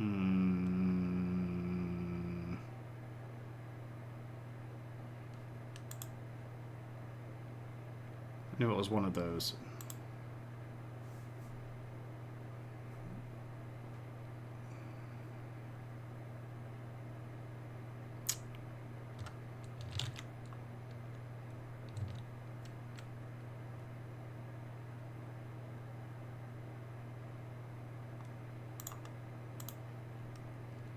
I learned that you can't just put Arabic. You have to guess the specific type of Arabic.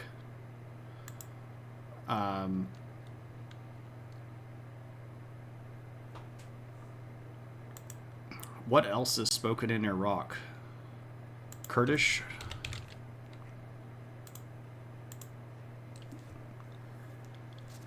Okay. How do you say my name is in Mesopotamian Arabic? Well, I guess probably the one in Arabic. How do you say that in Kurdish? Navim.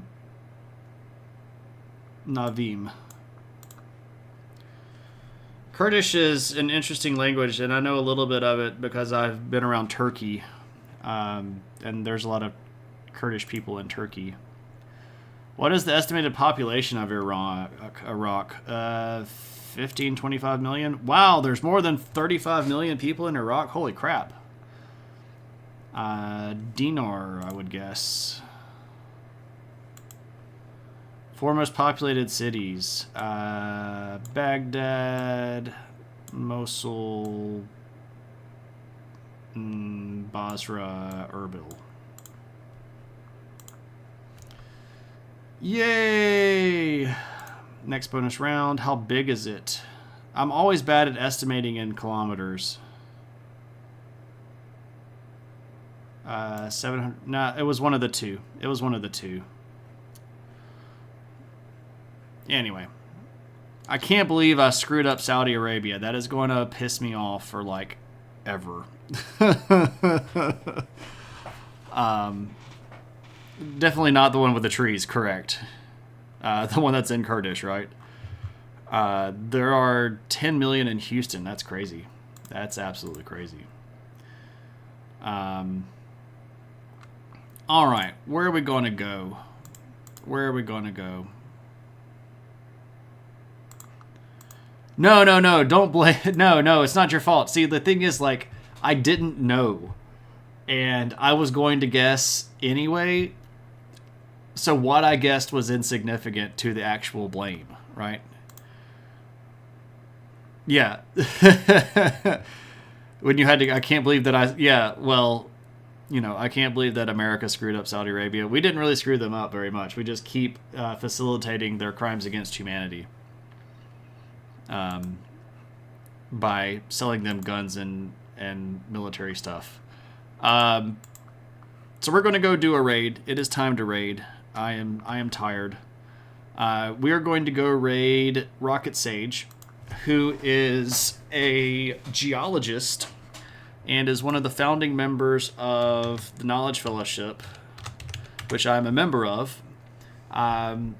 And Sage is currently talking about the big earthquake that hit Taiwan yesterday. So if you ever wanted to know anything about... you mean we sold those weapons to them? Yeah, we did.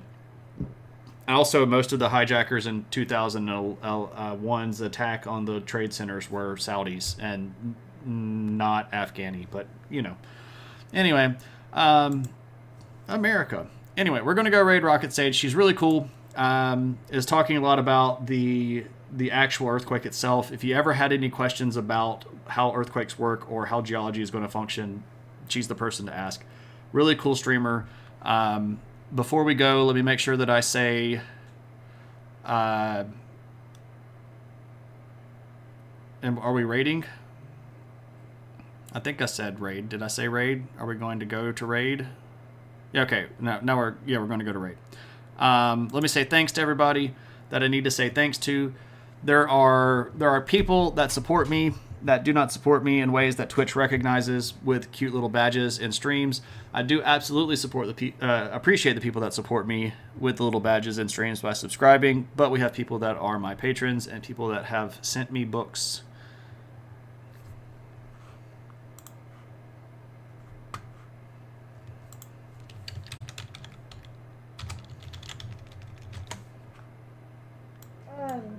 Thank you very much for the raid. Much appreciated.